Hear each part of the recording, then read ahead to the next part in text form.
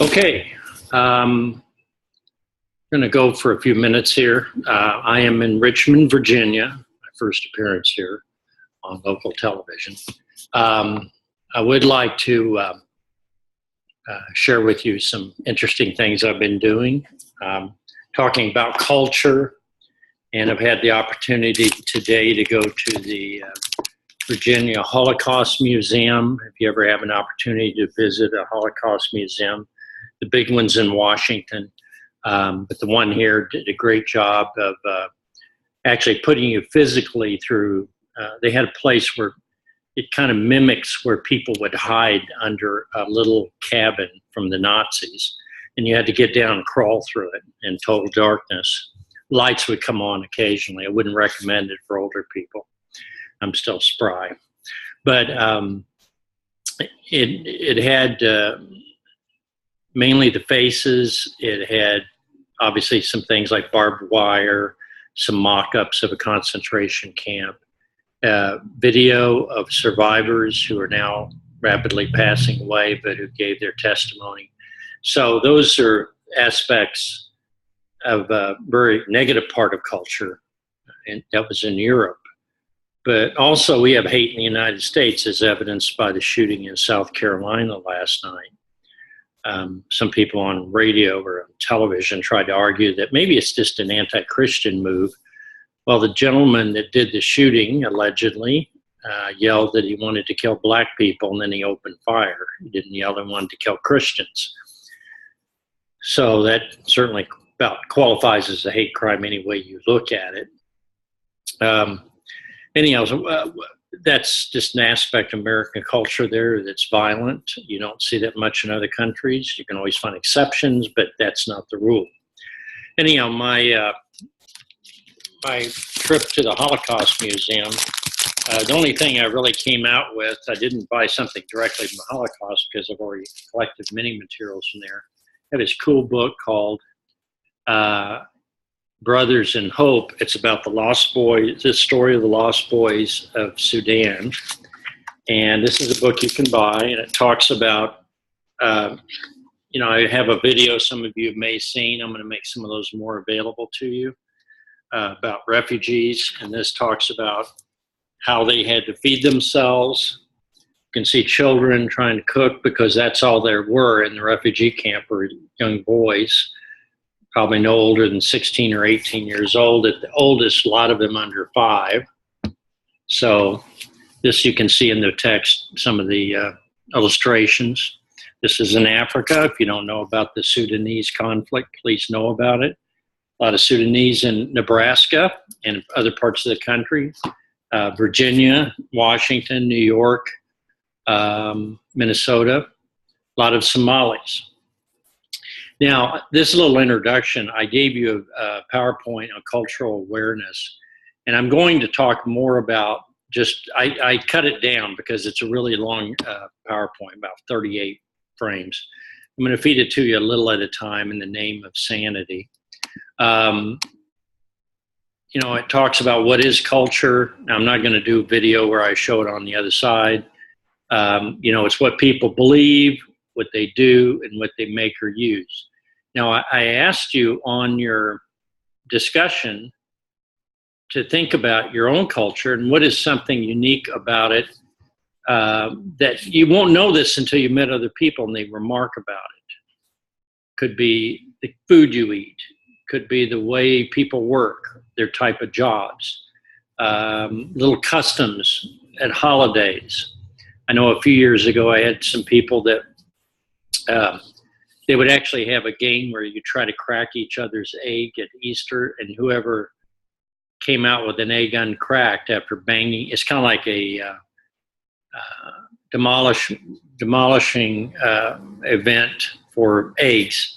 And so what happened was everybody cracked their eggs together, and old uncle was always winning. Well, he knew how to use the end of the egg was the most powerful at the point. So he won all these contests. He knew the rule. Well, they were asking about this, and I said, where'd you get this tradition? They didn't know.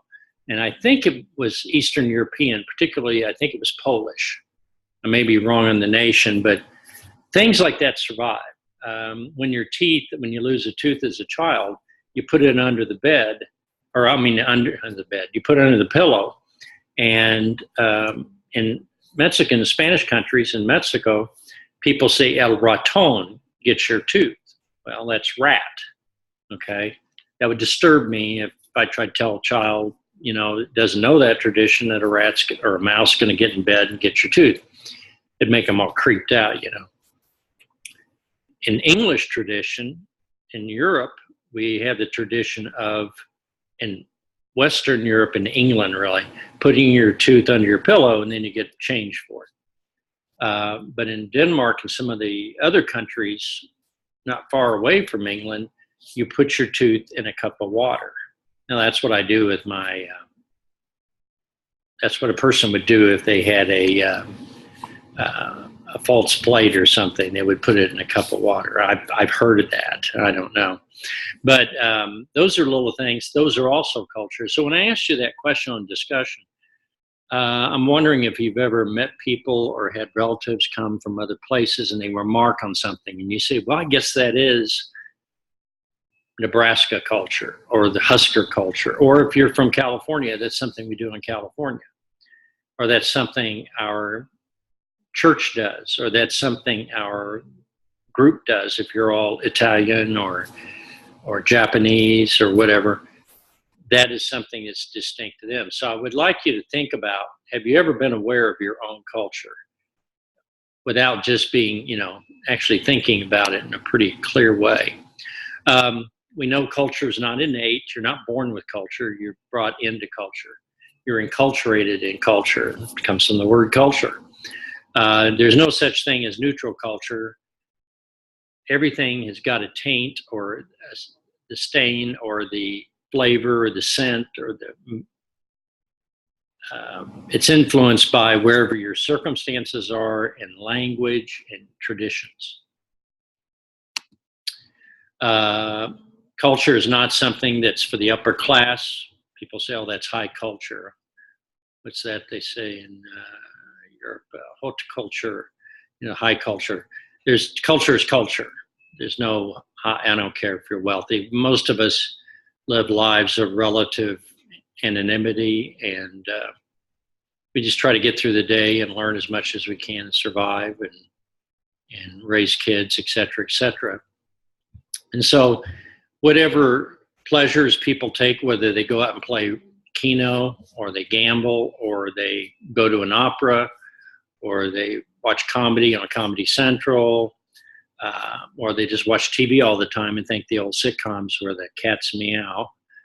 If you know that term, cat's meow, then you know something about historical terms. That was a term of that's really cool back in 1920s. That's the cat's meow. I like to use it because it's so obscure that when you use it, people know you're odd. It makes me so happy. Okay, now that aspects of culture, each of you can think of those for your own town, wherever you are. I like to think about culture this way and put some terminology in it: subjective culture and objective culture. Objective is what people see. They see a church, they see a ceremony, they see the way people dress. It's physical, we can describe it, kind of, but subjective culture is where the real work is, Objective culture is when you look at someone and you see they have something they're carrying and you misinterpret what it is. You think it's, oh, well, they must be very conservative people. They dress like that. And then you find out, well, that's a traditional dress. May or may not be conservative, but that term itself is almost meaningless, just like liberal, unless you carefully define it within narrow terms. Now, subjective culture is really of the mind. I'm visiting Richmond. I carry my own little subjective culture inside me. I may dress more or less like other people.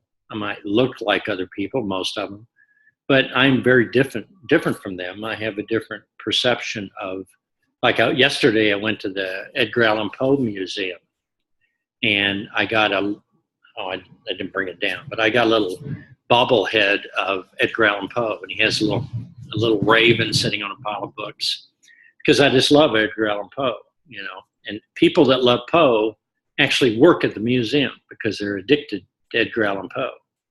So they're kind of odd people, but they're nice people, very intelligent, kind of odd. I don't know. They seem kind of quiet and very watchful. Felt like Roderick Usher was in the house, you know. Okay. Roderick was a character from one of the very peculiar guy in one of the Fall of the House of Usher. Not the singer Usher, that's another guy. Okay.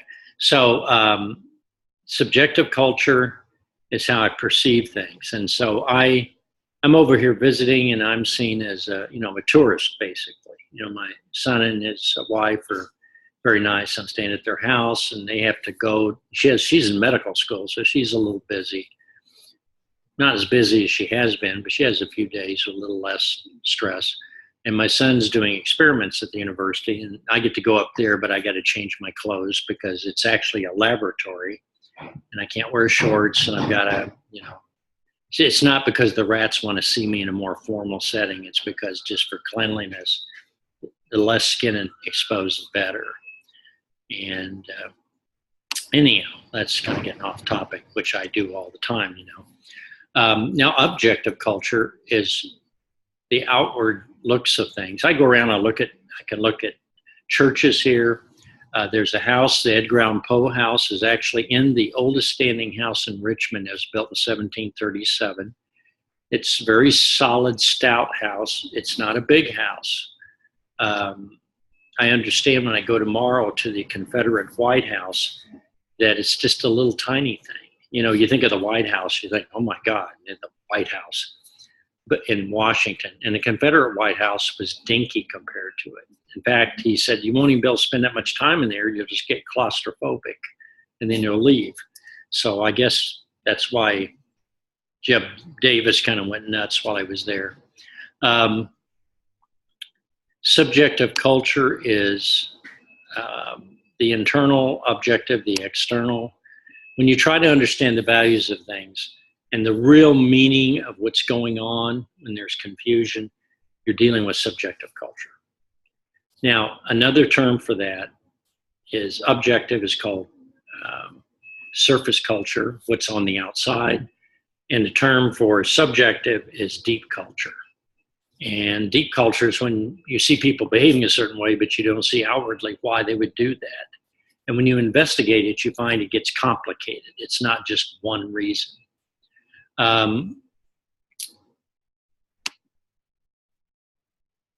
In my next PowerPoint I'm going to post, probably tomorrow, I'm going to talk about different ways to look at culture.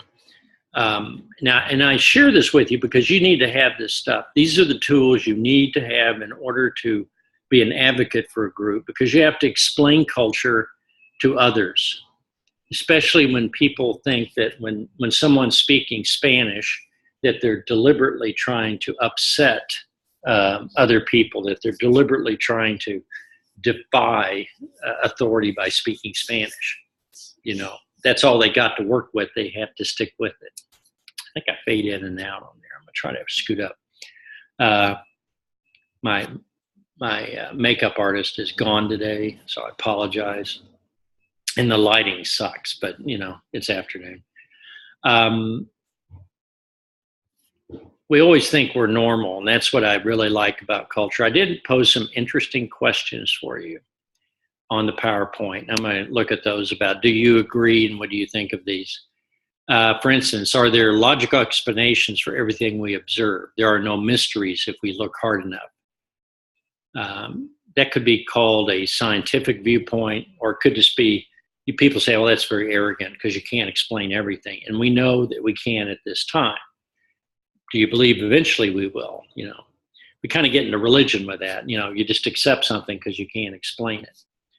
But that can also be true about old cultures. You know, they look at the lightning and say that's the god Thor up there in Norway, and he's throwing bolts from his hammer, you know.